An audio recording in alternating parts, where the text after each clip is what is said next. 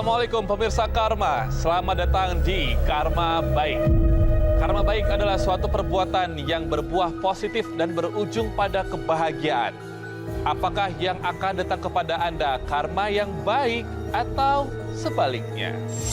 Bersama saya telah hadir 31 partisipan dengan tanggal lahir yang berbeda-beda. Di bulan suci Ramadan ini, kami akan mencoba menguak dan memberikan solusi bagi permasalahan para partisipan, seperti masalah rumah tangga. Orang ketiga, pengkhianatan cinta, dan juga penyakit hati. Semua akan kita ungkap hanya di Karma Baik. Dan pemirsa, bintang tamu kami malam hari ini seorang artis yang sangat cantik sekali. Ia telah memberikan banyak bantuan khususnya untuk anak kurang beruntung hingga menjadi sukses seorang atlet yang membanggakan. Apakah ini karma baik yang ia lakukan? Lahir tanggal 24 Mei, ini dia Putri Patricia.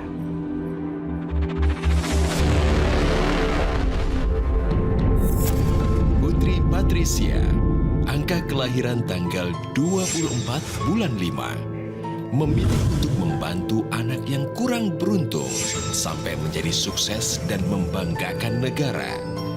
Apakah ini karma baik Putri Patricia yang membuatnya selalu tampak awet muda?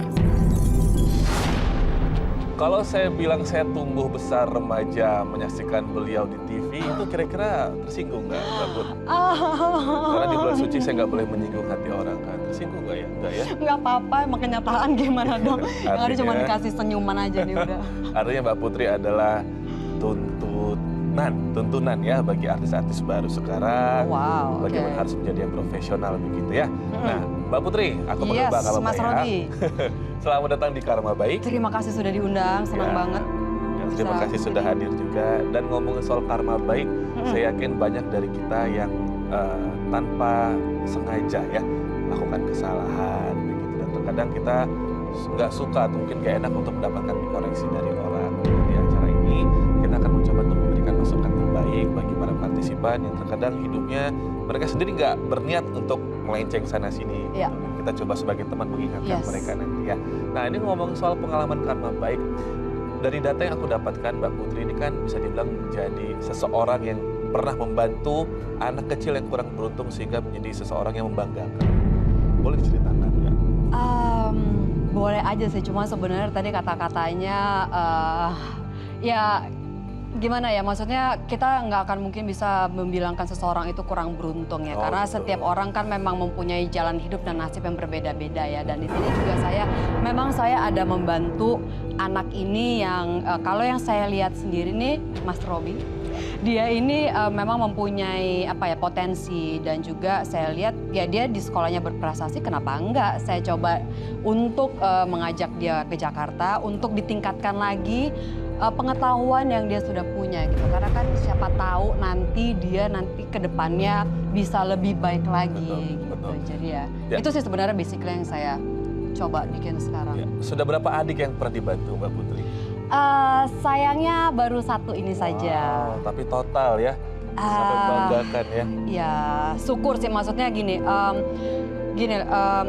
mungkin memang anak ini selain dia mempunyai prestasi yang tadi saya sudah bilang, memang dia smart juga di sekolah, dia sangat berprestasi. Jadi buat saya apa yang saya bantu itu istilahnya kayak cuma sedikit memberikan dia dorongan sedikit, sisanya dia melakukan gitu.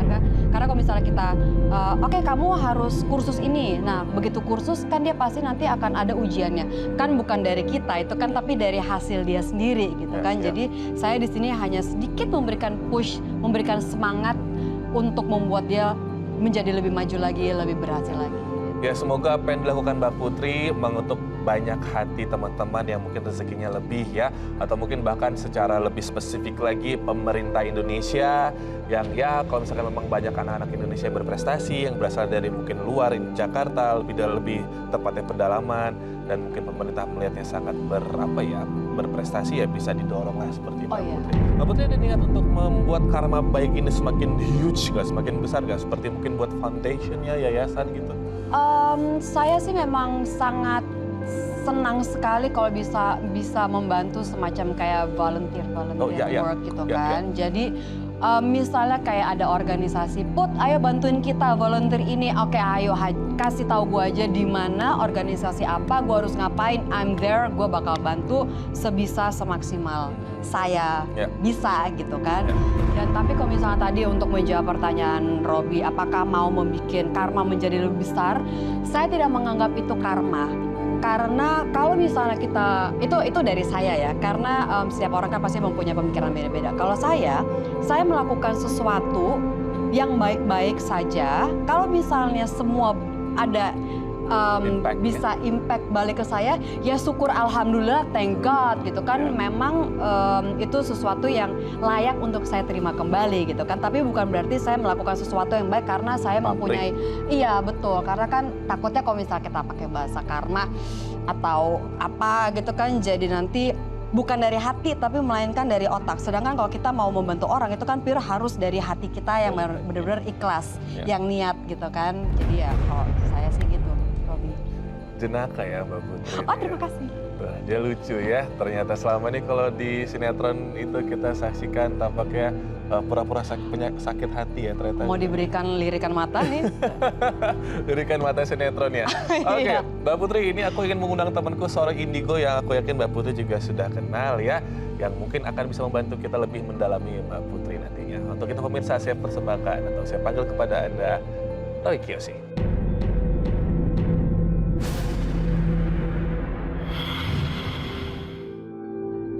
Halo Robi. Selamat datang kembali. Terima kasih. Sehat?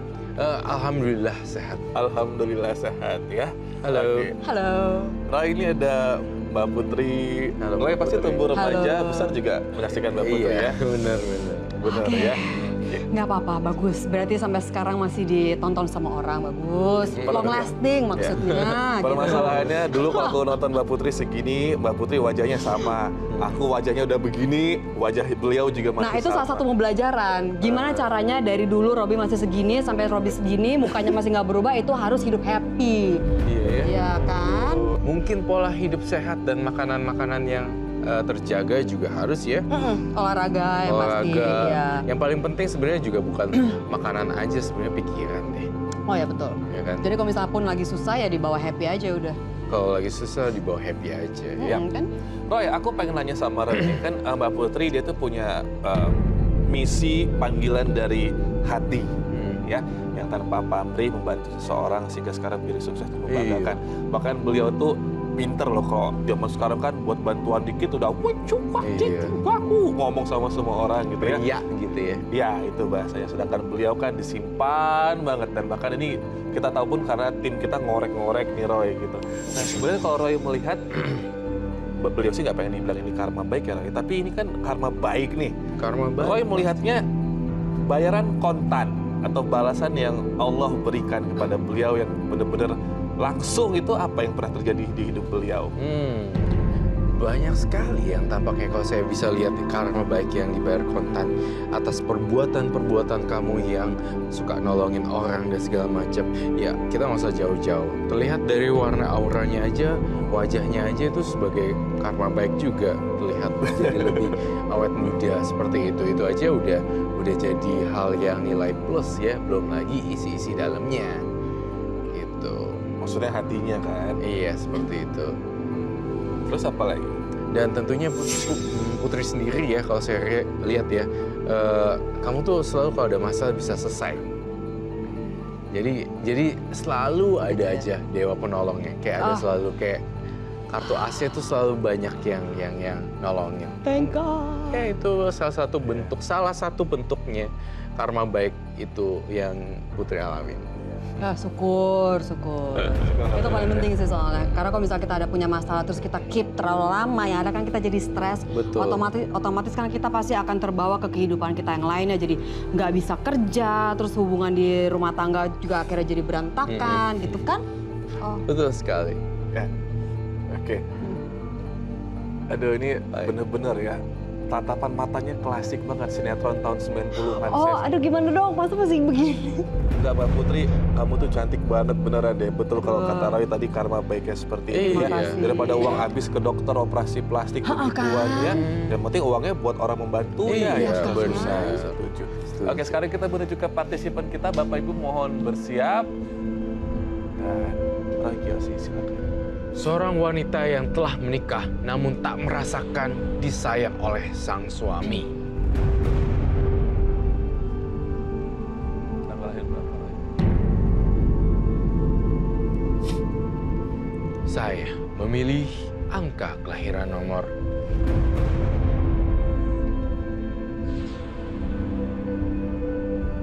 10.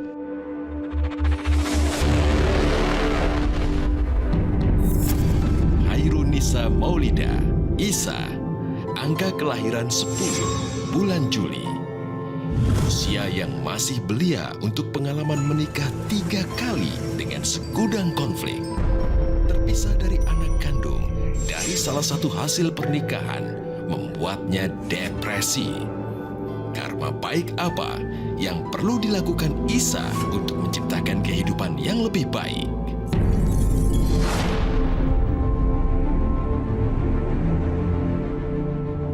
Pemirsa, ada Mbak Isa, tanggal 10 Juli 98. Aduh, masih kecil sekali. Umur 20 ya.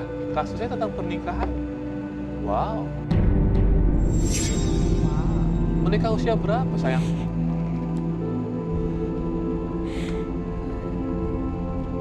Pertama menikah, saya umur 14 tahun. Pertama kali. Iya, waktu itu emang keadaannya saya udah putus sekolah.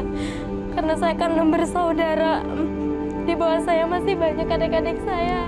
Sedangkan bapak saya cuman kuli pabrik yang gajinya 40.000 sehari. Terus saya memutuskan buat keluar sekolah, ikut kerja di Bandung jadi pembantu di kota, kalau di sini ya di kota. Terus saya pulang, saya ketemu sama yang dulu jadi suami pertama saya. Kalau di kampung udah sekali 2 kali main ke sananya harus nikah, disangkanya aib gini gitu. Akhirnya saya tahun 2013 bulan Oktober saya menikah dan saya hamil di bulan Desember, itu baru positif 2 minggu.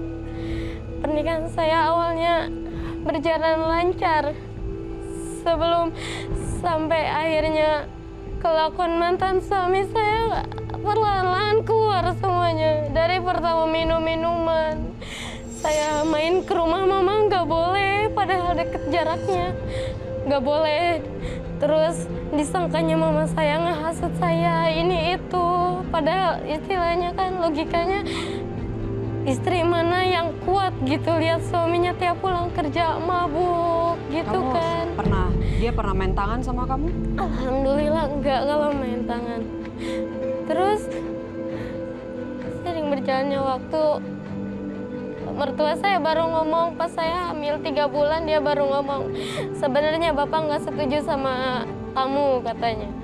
Bapak harusnya dapat menantu keluaran dari pesantren katanya, bukan kayak kamu katanya, yang nggak jelas pendidikannya katanya gitu. Saya kan berhubung saya ingat saya hamil, saya kuat-kuatin tinggal di rumah mertua.